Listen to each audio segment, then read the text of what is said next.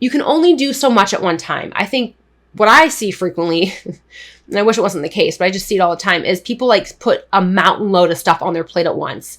And then they're not as successful as they would have been had they just better time managed and prepared for much longer. For the most part, the whole year leading up to applying to CRNA school, it's going to be pretty heavy. You're going to work. If it doesn't feel heavy, you're probably not doing enough, in my opinion. You should be really preparing that year leading up to your application by doing a lot of this stuff.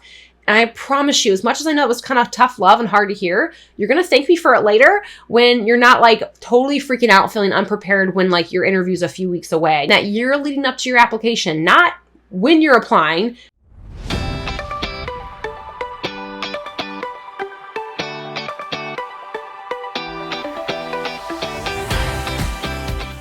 Well, hello, future CRNA. So how do you plan your CRNA journey in just 5 steps?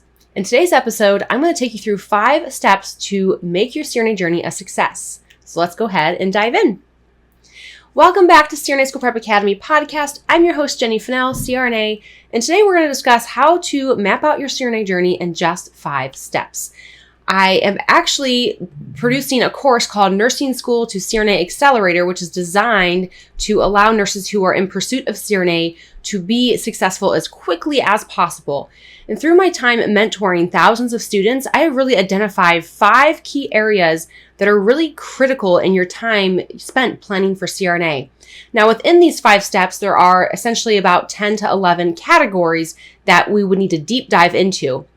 And if you're a CRNA School Prep Academy student, we will have just released our Nursing School to CRNA Accelerator course. It is available for you to listen. So go under the planning phase in your membership and you will find the course listed there. In today's episode, I'm going to cover kind of the 5 steps and give you kind of a brief, broad overview of some of the things that you can start doing today to start implementing some of the changes so that you find success sooner than later. All right, so let's get started. All right, so number 1, and again, this is kind of meant to start as soon as you think CRNA might be for you. Now, my hope is that you're finding this as early on in your nursing journey. Maybe you're a nursing student, maybe you're in high school. That's amazing if you're in high school, because really the sooner the better. Now, if you're like, oh man, but I'm already working as a nurse, that's okay. I find that the sooner you start doing some of these steps, the better you're going to be able to kind of avoid potential setbacks and hopefully not face as many hurdles along the way. So the number 1 step is really to deep dive and research your school. Now, some of the common statements I hear from students around this topic is, well, I don't know what school I want to apply to yet. So how do I know what school to research? It doesn't matter. You just have to start researching schools. Now, obviously, if you do eventually decide on some schools and they were not anything that you originally researched, well, then you're going to have to start the process over again. But by just picking 3 to 4 schools to really deep dive into, even if you don't know if you're going to apply there, it will allow you to start unlocking portals in your brain so that way you understand what the next steps need to be for you. Now, all this being said, and this goes into more detail inside the course, when you research your school's requirements, there are similarities, yet a lot of differences between schools, which is why essentially when I developed CRNA School Prep Academy, I did what I did because I realized not one shoe fits all. And to really know how to best serve you, not only do you have to understand who you are, you have to understand fully who your school is. And while all CRNA schools have relatively similar requirements, they're all equally somewhat different. Some schools place a lot of value on leadership and community involvement. Others have a very high, benchmark for GPA, and they have their reasons to have these kind of differentiating factors when they look at candidates. And again, it works for their program. Ultimately, CRNA schools and schools in general, they love stats. They love to really see what students pass boards and kind of what their background was. And that's who they gear their application process towards on the students who were the most successful in their program and kind of what their backgrounds were, whether that be ICU experience, GPA, leadership involvement, et cetera, et cetera. So again, researching your school is so critical because you want to make sure that while you have the time, you are developing and tackling some of these avenues that are really going to tailor yourself so that you are a great candidate and a good fit for that program. Equally, by researching your schools early on, or any schools, you're going to unravel and find out maybe this is not what you thought it was. Maybe it's not maybe the school is not the perfect fit for you. Maybe you go to an open house and you realize maybe the faculty and you doesn't feel as warm or fuzzy as you thought it was going to be. Where another program that you went to the open house, you really had a connection and you felt like you were going to be at home in that program. You want to feel that way, and you will never know unless you actually meet the program faculty themselves. So again, and I know program faculty can kind of shift a little bit over the years, but it's just important to get exposed and get started by researching. And I'll tell you right now that, I've dug through probably almost all of the CRNA schools' websites at this point, and they're all vastly different.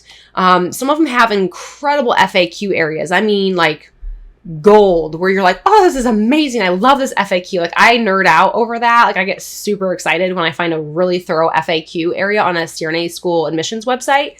But not all schools have that. Some schools literally you can't even figure out how to contact anyone. You have to hit a little submit your contact information on a generic page. It just goes to like an admissions counselor that's not even anesthesia related. You don't even know who the faculty are. And it's equally kind of very unclear. Like, they give you generic requirements, but they kind of leave a lot of details out. And so you'll see that variation when you start researching your schools. And the reason why you need to recognize these differences is because you're going to have to see, well, wow, this school told me like more than I ever thought I could know. And this school didn't tell me hardly anything. But if you just went to this one school and saw that they barely told you anything and never went to the school that told you everything, you would think this is the norm, right? You're like, well, this is all I got to know. This is all it. This is it. And it's not true. It's not all you need to know. I want you to see the differences so you can start deep diving and to understand how all schools kind of differ and where some schools maybe fall short as far as giving out the information. That means you're going to have to dig even further, which is usually involves you reaching out to the program faculty, to the program themselves, and attending open houses. So again, researching your school, I can't stress it enough.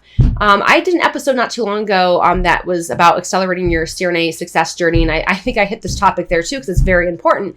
And someone actually had commented on when we posted the reel on social media. They're like, because I listened to this episode, I went back to my website and researched even more and found a huge thing that would have actually put me in an unqualified pile as an applicant had I not went back and really more thoroughly read through the admissions requirements or asked a certain question. So again, this is why this is so important. For example, and I know I've shared this multiple times, I've known a student who tested out of a math course in high school and assumed that because he tested out in high school, he didn't take it in college, even though their program, this anesthesia program, required a math, but he tested out, he thought he was good. And that wasn't true. He got put in a non-qualified pile of applicants because he did not have a college math course. I see a lot of issues with courses in nursing schools, and nursing schools are so vast, and they're all very different as far as what they require. Not all nursing schools require math. And even so, some schools just require a basic math. And then some schools, require a certain level of math. And some CRNA schools require a certain level of math that maybe you wouldn't have had. Similar with chemistry. Not all CRNA school or nursing schools, require Chem 1, Chem 2, and OChem. Like my nursing school, for example, required either Chem 1 and Chem 2 or Chem 1 and OChem.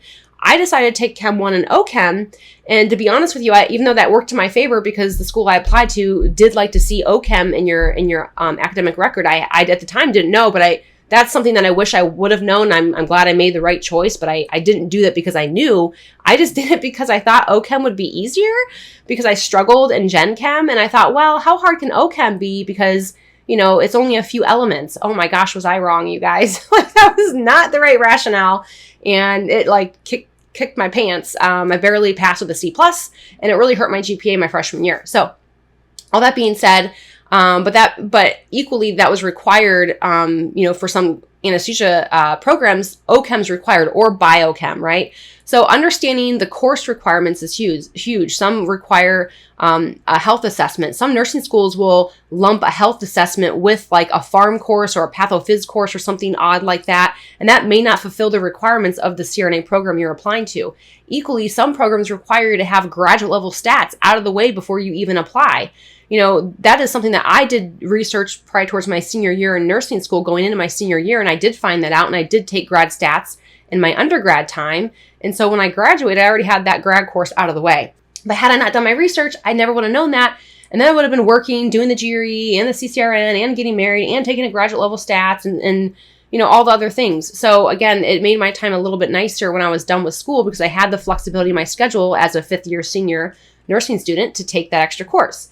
So researching your schools, really, really vital, really important. The curriculum and the transcripts are probably the biggest thing that I see hurt and hinder students from advancing on. And that's very costly and time consuming to kind of backtrack. So research your schools and know that when they make recommendations, they mean it. And do the best you can with that, okay? All right, step number 2 is know what your weaknesses and what your strengths are. Now, depending on when you're listening to this episode, you may already have, some history that maybe is less than ideal. Like maybe your academic record is what it is. You dealt with some things and you got through it, but maybe it really hindered your academic record. And so you're kind of going into your CRNA journey knowing that you're going to have some extra work to do. Research that early on and understand how your school will view that. Know that that is a weakness, but you can turn it into a strength. You have to really always think about how can I take a weakness of mine and make it a strength.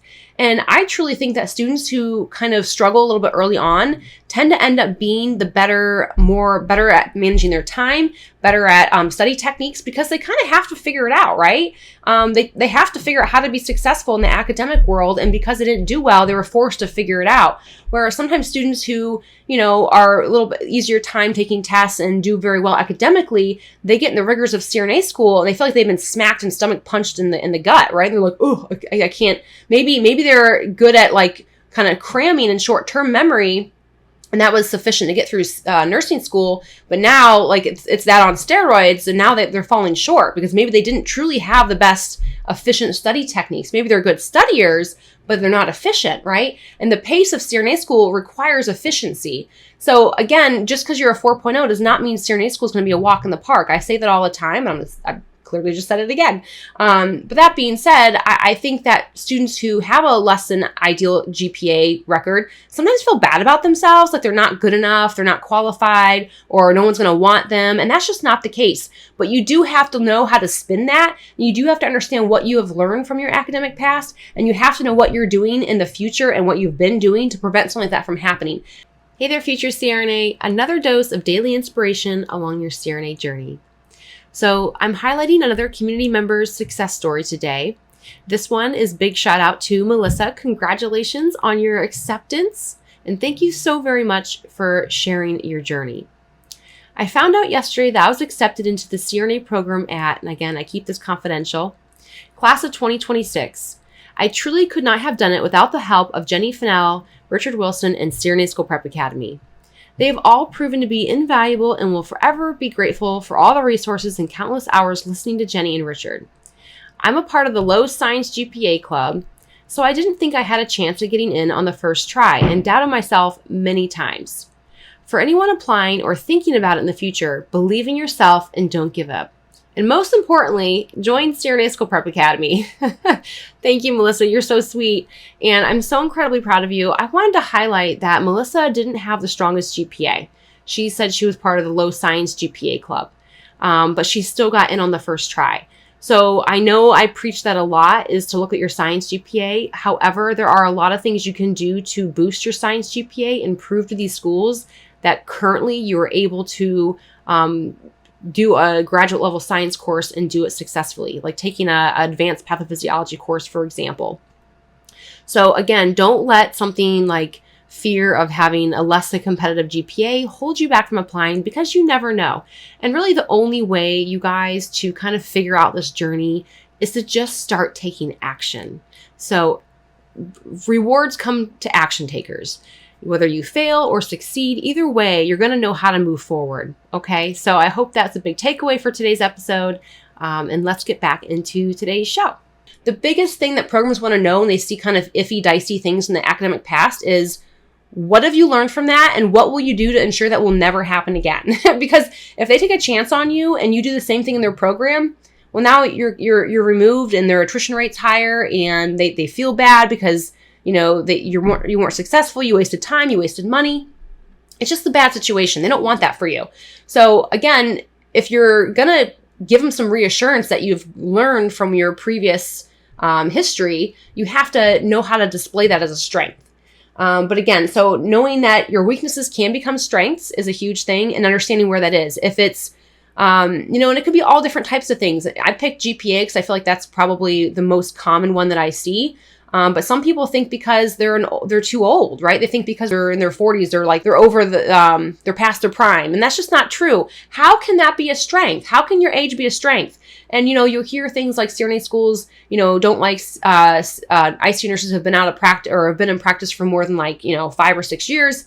And well, it's not necessarily that particular number, but the reason why they have said that, and it does tend to be true, is not because of the number. It's because of, have you lost the ability to be a student again? Have you lost the love and the passion for learning? And can you mold and can you adapt? Are you willing and able to step out of your comfort zone and do new things and things that you're not used to doing and things that maybe we can critique you and say, no, there's a better way to do that, and here's how, and not get defensive about it. Sometimes the longer you're in a role, the harder it is to break back down again into a novice.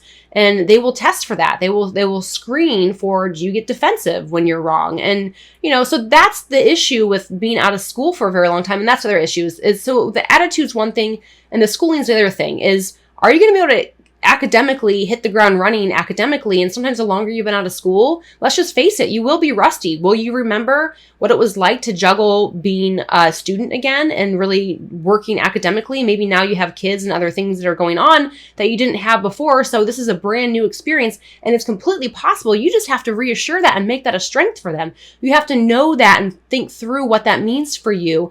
Maybe by taking an advanced science course, a graduate level science course, and getting A's. Maybe that's, you take 2 or 3 science courses, right? To boost your GPA and update some of your core sciences, and you get A's. Well, there you go. You've just shown to them that you're ready. And so just because you may think you have a weakness does not mean that it's not going to allow you to move forward. You just have to be aware of that and make efforts to take action to achieve things that will show the schools and display to the schools that this is the case and this is true, that it's not going to hinder you.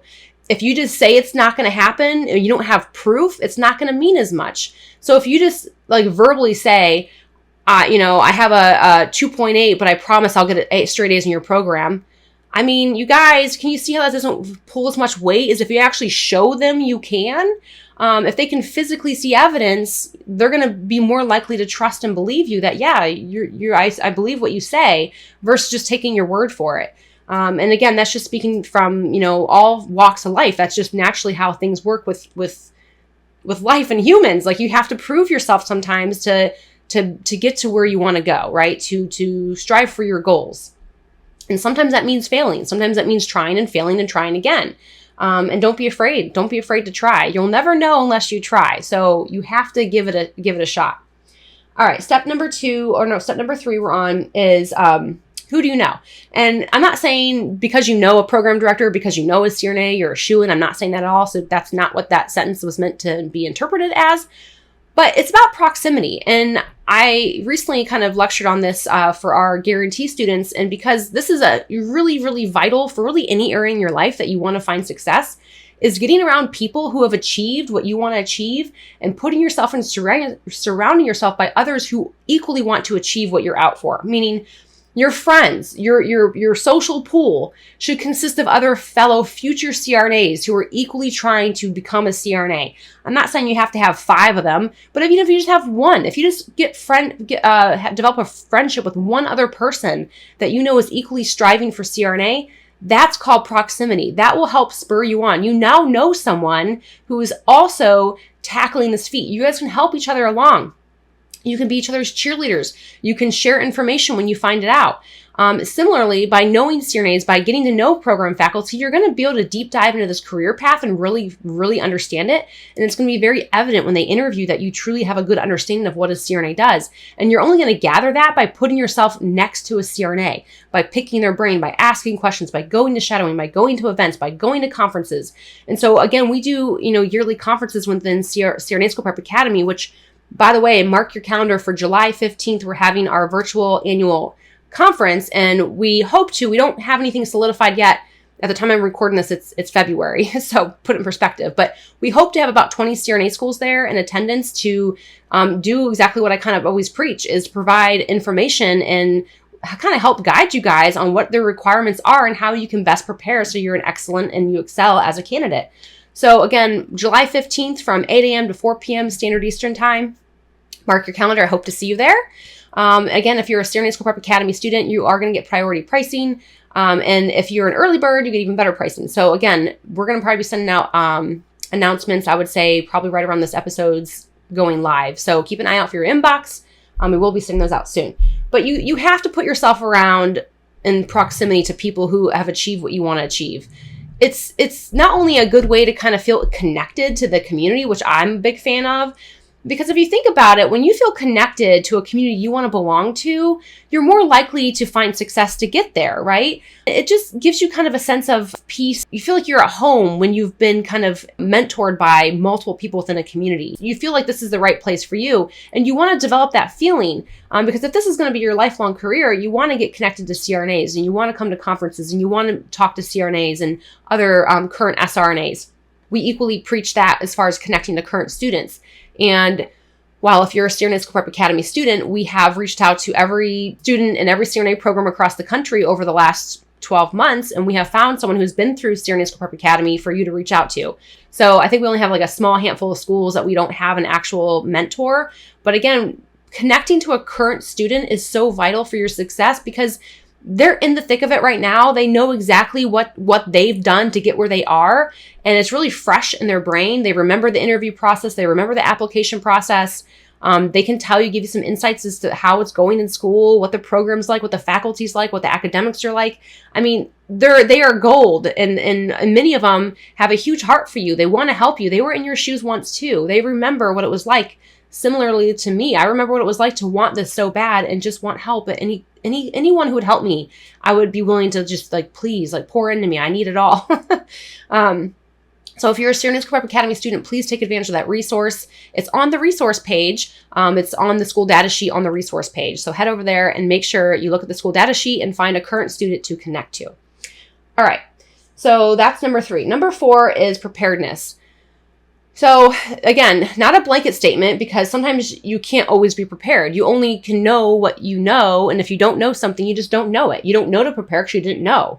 And this is something that CRNA School Prep Academy helps you with. This is why we prepare you. We try to, I call them blind spots. We try to let you know what those blind spots are so you can prepare for them.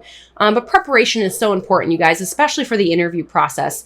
Don't leave yourself a few weeks. Do not do that. You really should be spending at least a solid month, if not 4 to 5 months, in my humble opinion, preparing for your interview. And not like you need to do, every day, all day cram sessions for 5 months, but working on little things to build up your understanding, your critical care knowledge, so that way when they get into the interview process, you're ready. Think about who you are. If they're going to hit you with a heavy personal style interview, who are you and what strengths can you bring to the program? Sometimes that takes a lot of effort to think through those things as well, too. And it's pretty easy to get put down the rabbit hole on both personal and clinical questions, right? If you haven't really given a lot of thought to, some insights on who you are and why you're a good fit and all the other things. So start planning and preparing for that now. I think a really great way to do this is ask a coworker to name something about you that they don't like and what they do like. And pick someone that you trust, right? You can say, hey, I can take it. I want some criticism. What is it that you think I struggle with that I could do better on? Just put it out there. And because sometimes you're like, I don't know what I'm weak, but I guarantee others will know. So ask someone that you trust to tell you what is a weakness of yours that they see, if you're unsure. But yeah, you have to prepare. And, so many people too, similarly, you can only do so much at one time. I think what I see frequently, and I wish it wasn't the case, but I just see it all the time, is people put a mountain load of stuff on their plate at once.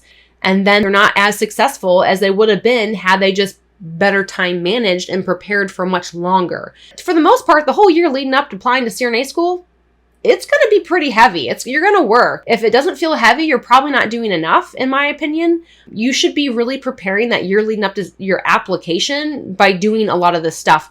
And I promise you, as much as I know it was kind of tough love and hard to hear, you're going to thank me for it later when you're not totally freaking out, feeling unprepared when your interview's a few weeks away. That year leading up to your application, not when you're applying, not the before you, so let's say your application's due opens August 1st. That means a year prior in August, you need to start preparing for in your interview and thinking about all of those things, and start really actively taking active steps on your CRNA journey to get the leadership experience, to make sure your grades and your transcripts are teed up a year before your application even opens. Let me say it one more time. A year before your application even opens, you need to be taking actionable items and steps to prepare yourself for the application and interview process. I know for a lot of you that might seem like blow your mind. That's a long runway. Some of you are maybe even still finishing your BSN. Do what you can in that year time. You have to take little baby steps. It doesn't have to be big, giant things, just little baby steps, okay? It will all add up to where when you get to your actual application, you will have just had a solid year of preparation and you will feel a lot more ready to really dive in your essay. Maybe you've already have a few drafts of your essay done. That's amazing. I really don't think you should wait till your application cycle opens to start working on your personal statement or your resume. All of these things should be done over that course of a year and intermittently kind of revisit them throughout that year. All right, so step number 5 is really actually kind of the simplest step.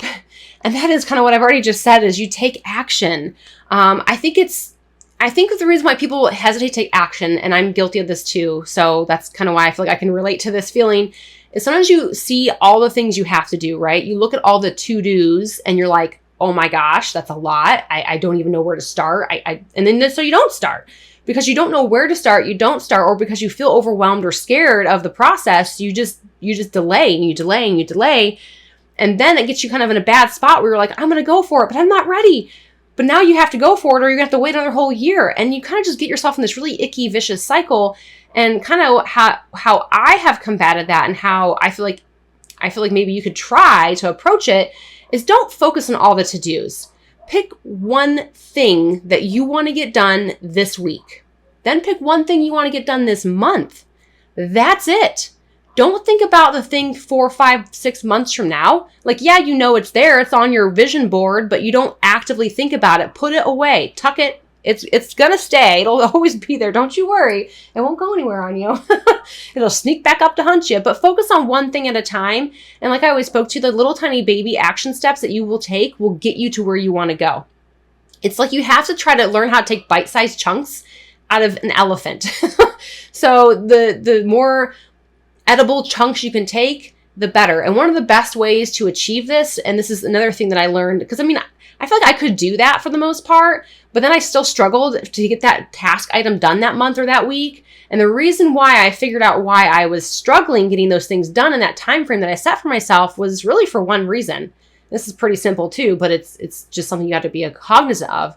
I was saying yes to too much. I had to start saying no more often. No, I can't give you that time. I just can't. I have to do what is my priority first, and as much as I will see what I can do when I can prioritize any free time, which, so again, it feels icky saying no. I'm a total people pleaser. It's one of those things where, but if you are a people pleaser, I'm speaking to you, because sometimes you say yes to so many other things, so many other people, you don't leave anything left for yourself. You fill other people's cup up all the time, but your cup's empty. So keep that in mind, that you have to really prioritize your goals over others. I know it feels kind of icky, but it doesn't mean you're saying no forever. It doesn't mean you're saying no completely. It just means that the answer for that right now is no, because I have to prioritize this. And then get creative. How can it like work for both of you? One of the ways that I have found that really helps kind of work for me, and kind of look what I'm doing with CRNA School Prep Academy, is as much as I miss the connections I used to have with CRNA School Prep Academy students. I used to have a lot more free time to do one-on-ones and to really talk to the students. I do miss that, but it's not, I can't do it. I don't have the time. But one of the ways to combat that is I bring them on the podcast. So it allows me to do a podcast episode, allows me to hear from them, connect with them, which I really, really love and enjoy. And it also allows me to share it with you, the listener, which is something that I have to make a priority in my life to do. So I hope you guys enjoyed this episode. 5 simple steps. Let's recap. So research your schools, know your weaknesses and turn them into strengths. Number 3, who do you know? Meaning proximity. Put yourself in proximity to people who are equally striving for the same goal or who have already achieved it. Number 4, prepare. And that means well in advance. Think through things as early as possible and start taking actionable steps today, which is the last part, taking action. Don't be afraid to start taking little small actions. If you get overwhelmed, think of one thing only, Worry about everything else down the road and make sure you're saying no and setting boundaries so that you do get your task done. All right, well, I hope you guys enjoyed and take care till next week. I'll see you guys soon. Bye-bye.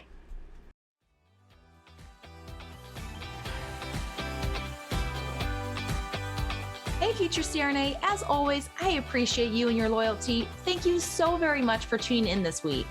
I'd love to hear from you, so screenshot this episode and share it to your IG stories with your biggest takeaway. Don't forget to tag me at CRNA School Prep Academy so I can personally thank you. Be sure to head over to CRNASchoolPrepAcademy.com to check out our blog and gather free resources to help you along your CRNA journey. Stay strong, and I'll see you next week.